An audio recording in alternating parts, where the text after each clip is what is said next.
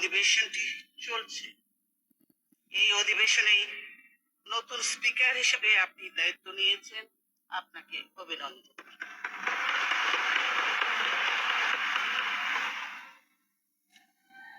আমি আমাদের ভাষা আন্দোলন, বিভিন্ন জাতীয় সংগ্রাম, রক্তক্ষয়ী মুক্তিযুদ্ধের বীর শহীদদের কথা শ্রদ্ধার সঙ্গে স্মরণ করছি।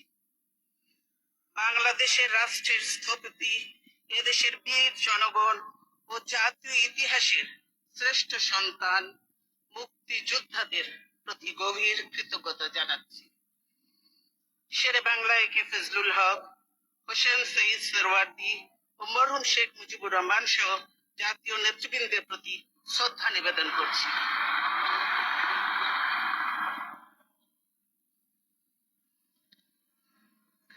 আমাদের জাতিসত্তার বিকাশ ও জাতীয় জাগরণের ক্ষেত্রে ইতিহাসের বিভিন্ন অধ্যায়ে তারা গৌরবময় অবদান রেখেছে।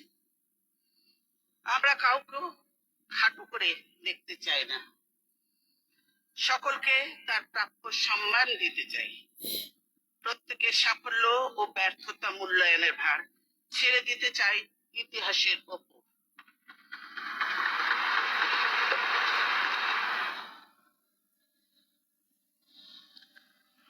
আমি বাংলাদেশের গণতন্ত্র প্রিয় জনগণের তরফ থেকে বিশেষ করে গভীর শ্রদ্ধা জানাচ্ছি স্বাধীনতার মহান ঘোষক, আধুনিক বাংলাদেশের উপকার শহীদ প্রেসিডেন্ট জিয়াউর রহমানের প্রতি। তিনি এদেশে বহুদলীয় গণতন্ত্র প্রবর্তন করেছিলেন, যে গণতন্ত্র ছিল আমাদের মহান স্বাধীনতা যুদ্ধের এক পরম লক্ষ্য। একদলীয় বাসন, একদলীয় বাকশাল শাসন চালু করে সে গণতন্ত্রকে করা হয়েছিল হত্যা। জনগণের মৌলিক অধিকার, বাক ব্যক্তি, সংবাদ মাধ্যম ও বিচার বিভাগের স্বাধীনতা কেড়ে নেওয়া হয়েছিল। বহুদলীয় গণতন্ত্র ফিরিয়ে আনার কারণে আজ সংসদে আমরা বিরোধী দল হিসেবে কথা বলার সুযোগ পাচ্ছি। আমি অভিনন্দন জানাই বাংলাদেশের জনগণকে। তারা দীর্ঘ সংগ্রাম করে গণতন্ত্র ফিরিয়ে এনে 1991 সালে আমাদেরকে নির্বাচিত করেছিলেন, দেশ পরিচালনার দায়িত্ব দিয়েছিলেন। আমরা দেশের সংসদীয় সরকার পদ্ধতি প্রবর্তনের সুযোগ পেয়েছিলাম, যার কারণে জাতীয় সংসদ হয়ে উঠেছিল জনগণের আশা আকাঙ্ক্ষার প্রতীক। মাননীয় স্পিকার, আমাদের দেশে বিভিন্ন প্রতিকূলতা ও বাধা বিঘ্ন সত্ত্বেও সংসদীয় রীতিনীতি অনুশীলনের একটি ঐতিহ্য গড়ে উঠেছে। এই ঐতিহ্য স্থাপনে যে সকল দক্ষ ও অভিজ্ঞ পার্লামেন্টারিয়ান ভূমিকা রেখেছেন, আমি তাদের প্রতি শ্রদ্ধা জানাই। জাতীয় সংসদে আমরা সরকারি দল এবং বিরোধী দল হিসেবে অতীতের ভূমিকা পালন করেছি। গভীর দুঃখের সঙ্গে বলতে হয়, এবারের মতো পরিবেশ আগে কখনো সৃষ্টি হয়নি। সংসদ মেঠো বক্তৃতার জায়গা নয়, কিন্তু এবার গোড়া থেকে এই সংসদে যে ভঙ্গি ও ভাষা ব্যবহার শুরু হয়েছে, তা আমাদের জন্য চরম লজ্জার বিষয়।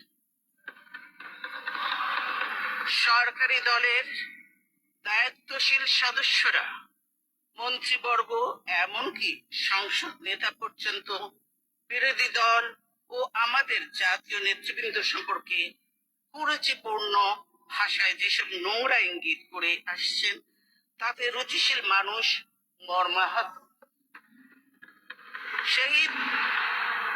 শহীদ প্রেসিডেন্ট জিয়াউর রহমানের আমার পরিবারের সদস্যদের এবং বিরোধী দলের নেতাদের সম্পর্কে যেসব উক্তি করা হয়েছে, তা শোনারও অযোগ্য।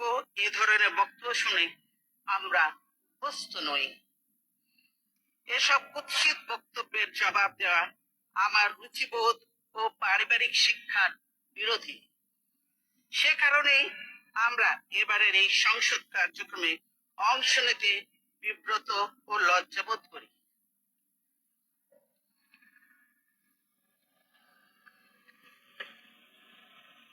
নবম জাতীয় সংসদের গঠন পর্বে সংসদ নেতা অঙ্গীকার করেছিলেন, বিরোধী দলকে সংখ্যা শক্তি দিয়ে বিবেচনা করা হবে না। বিরোধী দলকে মর্যাদা ও গুরুত্ব দেওয়ার লক্ষ্যে তিনি কথা দিয়েছিলেন, বিরোধী দল থেকে ডেপুটি স্পিকার নির্বাচিত করবেন। দুর্ভাগ্যের বিষয়, তার অনেক ওয়াদার মতোই এই প্রতিশ্রুতিও সময়ের স্রোতে ভেসে গেছে।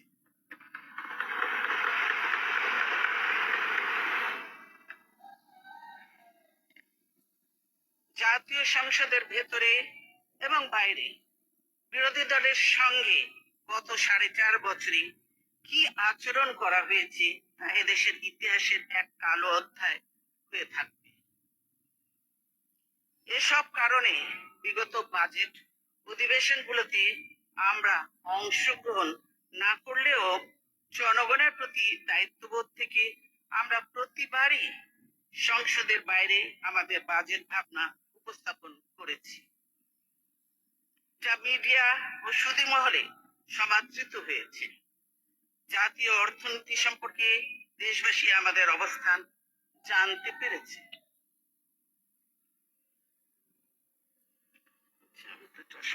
তাদের সরকার কখনো আমাদের সুপারিশ ও প্রস্তাবনা কোনো কিছুই গ্রহণ করেনি। এবারের বাজেট অধিবেশনে সরাসরি অংশ নিয়ে প্রস্তাবিত বাজেট সম্পর্কে আমি আমার এই বক্তব্যে আলোকপাত করার চেষ্টা করব।